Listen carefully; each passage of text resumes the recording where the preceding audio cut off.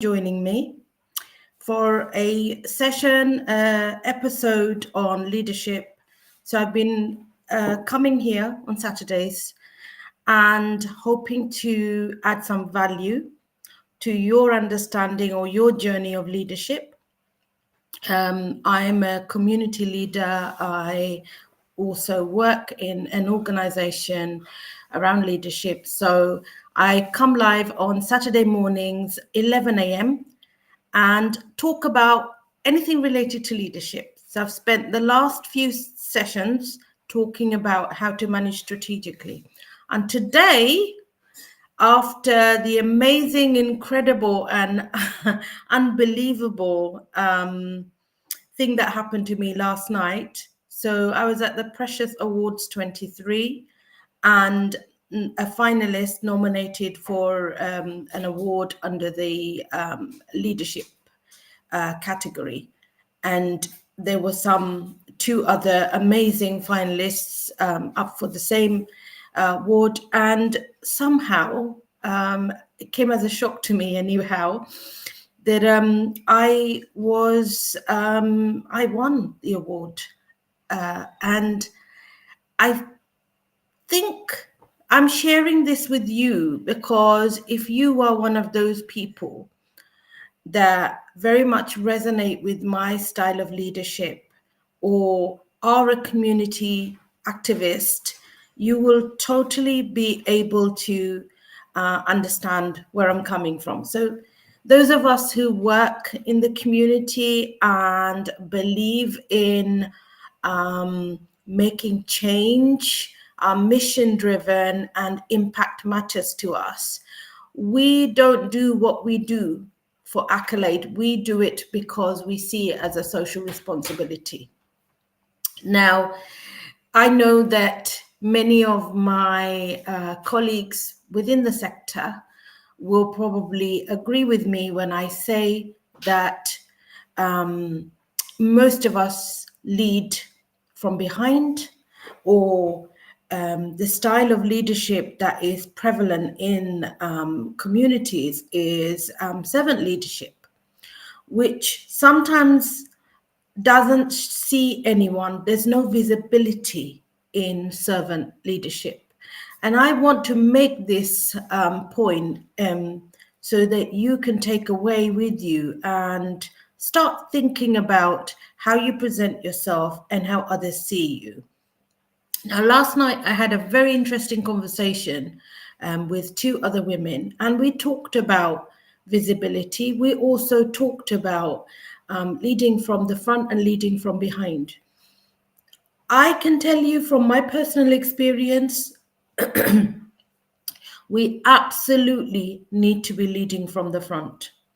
Because if you are to make or drive through change, you need to be a role model to galvanize communities. You need others that look like you to come forward, because there is nothing more powerful than solidarity.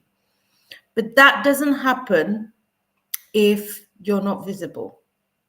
So most of my career, my leadership journey has been focused at leading from behind and providing a platform for others to grow and develop.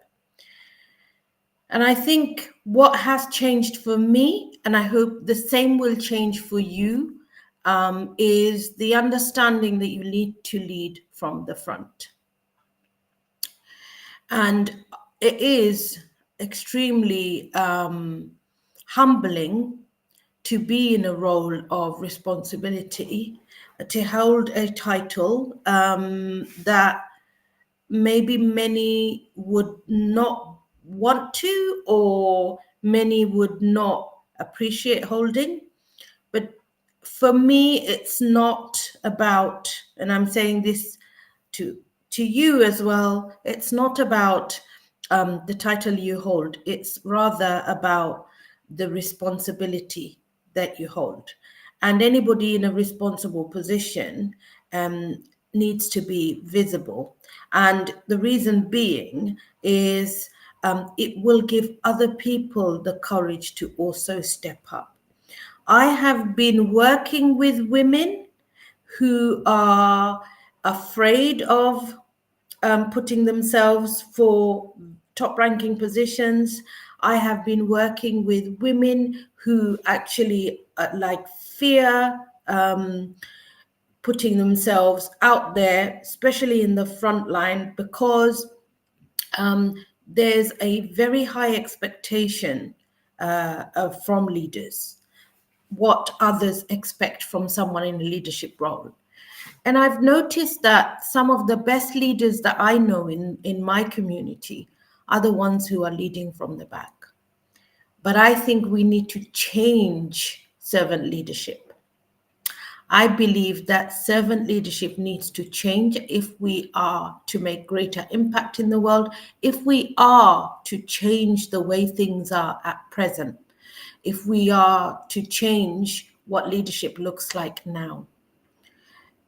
It now hurts me since I've started taking a much more active, visible role.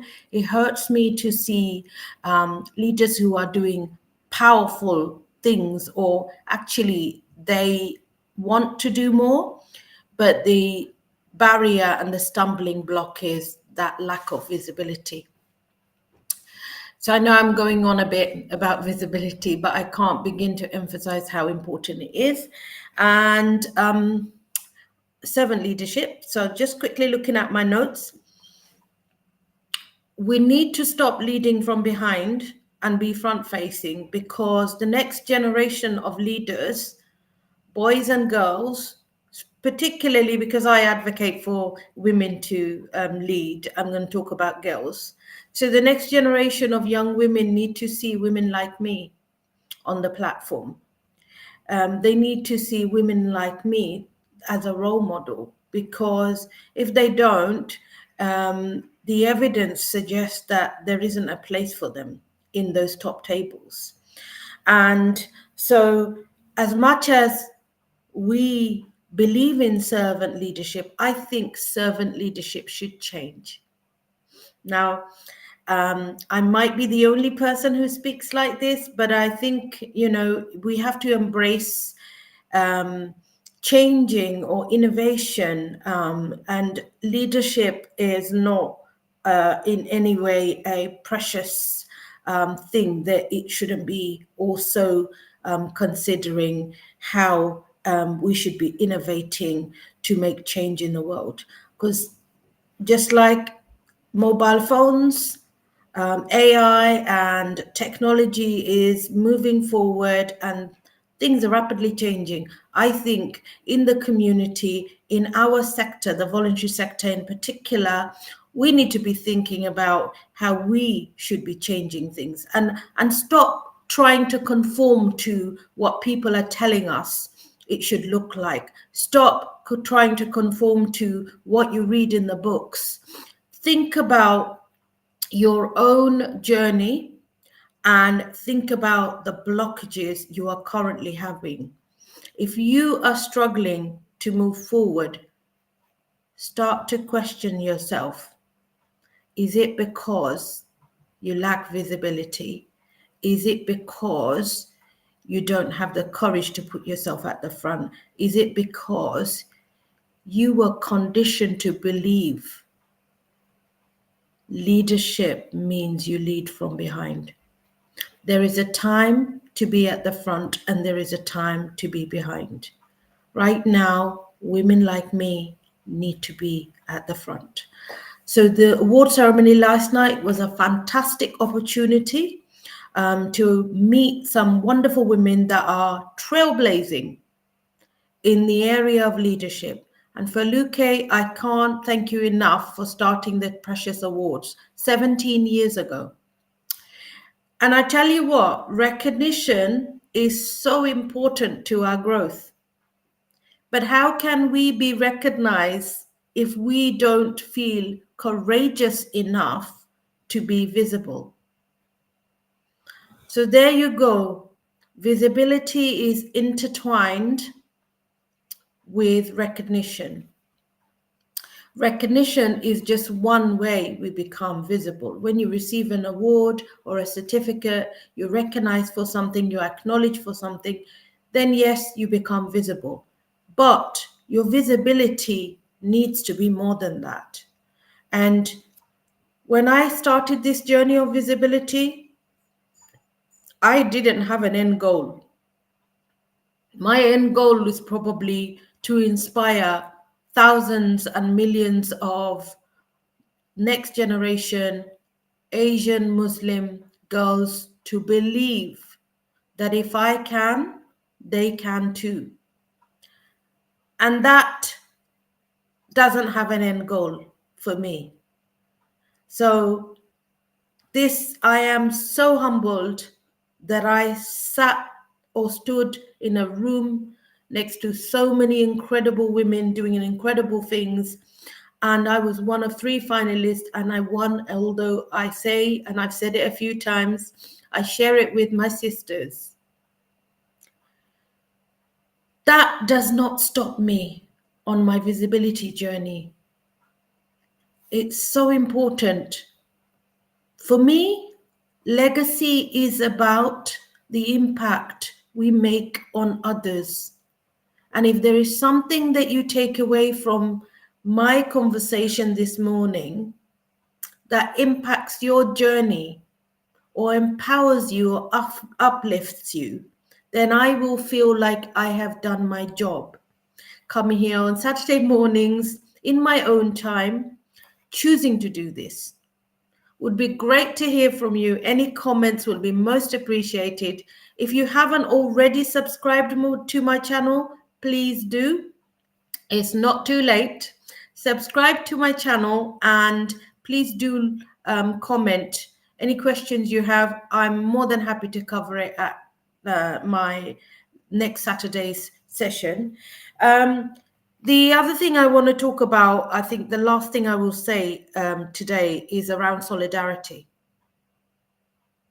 Solidarity is so important to leadership. Many of us leading in the communities, we know that. When I was in Bangladesh in November, so for those of you who are not aware or are new to my channel, I do some international development work. And last November, I traveled to Bangladesh with my friend and director of Stowe Inspire CIC. And I visited so many places in Bangladesh, meeting women, single parent women that are living in the poorest of conditions. And my heart went out. There's so much we can do and there's so much we want to do. I came back and one of the things, while I was still there, one of the things I did was also invited all the village women to a meeting. I offered them tea and biscuits. They were really curious as to why I had invited them. They asked me if I was a politician or hoping to stand for some village politics or the other. And I said no. All I wanted the women to tell me was, what can I do to make their lives better? What do village girls and women need? And they asked me for sewing classes. So I put a word out and I arranged a second meeting. And all these women turned up. And one woman who was listening carefully came back with somebody who would be a great candidate for the teaching role. So I interviewed her, and without any preparation whatsoever, just following my gut, I got her to come in the next day. And I even so much as encouraged her to bring students with her. And lo and behold, she did. She turned up early. She demonstrated how she would run a class. And by the end of that day, I offered her a job. That was the start to another journey. something that I do in terms of my international development work. So without overthinking, without worrying, knowing that all these village, 3, 4 different village women were supporting that initiative, that was solidarity. It empowered me to start something. And I started in December. That teacher has been going on leaps and bounds. We now have 3 sewing machines. I'm going to be fundraising to buy a block machine. And we have, at present, we have 9 students aged 15 to about 19 years old.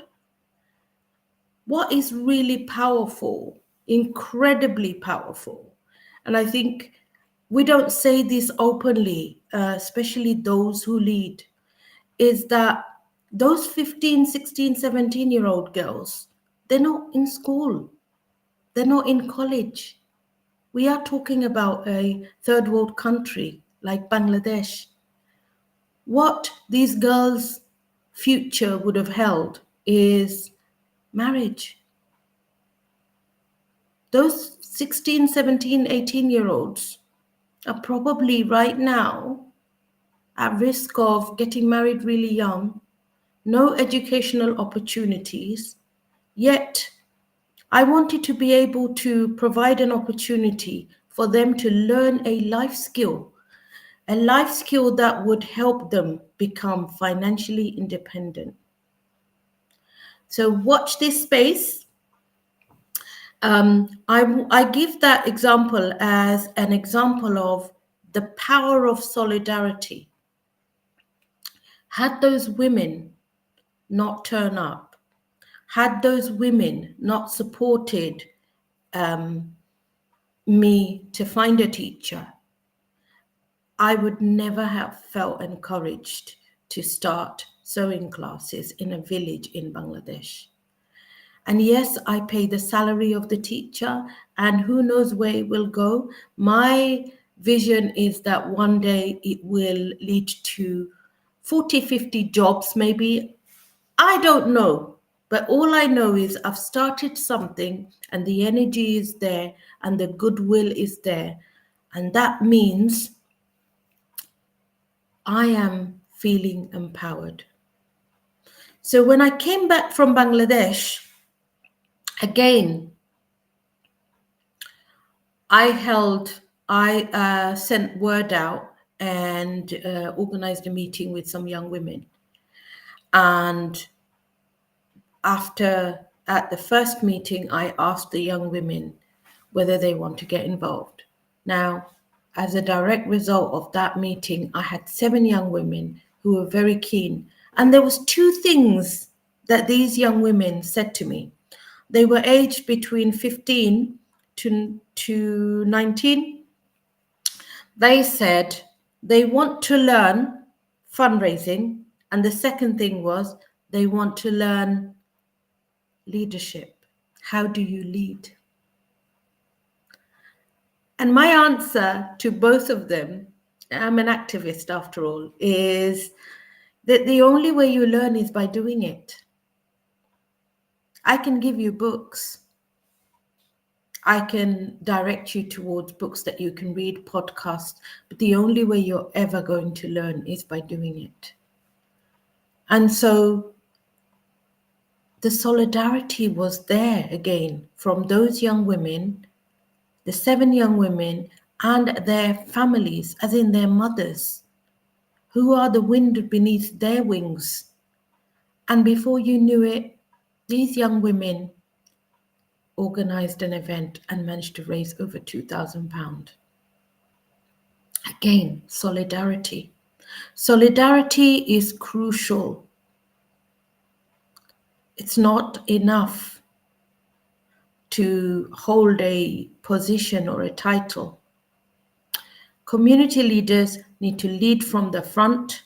Servant leadership needs to change to include leading from the front to galvanize communities. And We need to come together and be united so that we have more capacity, we feel more empowered, and there is a power in numbers.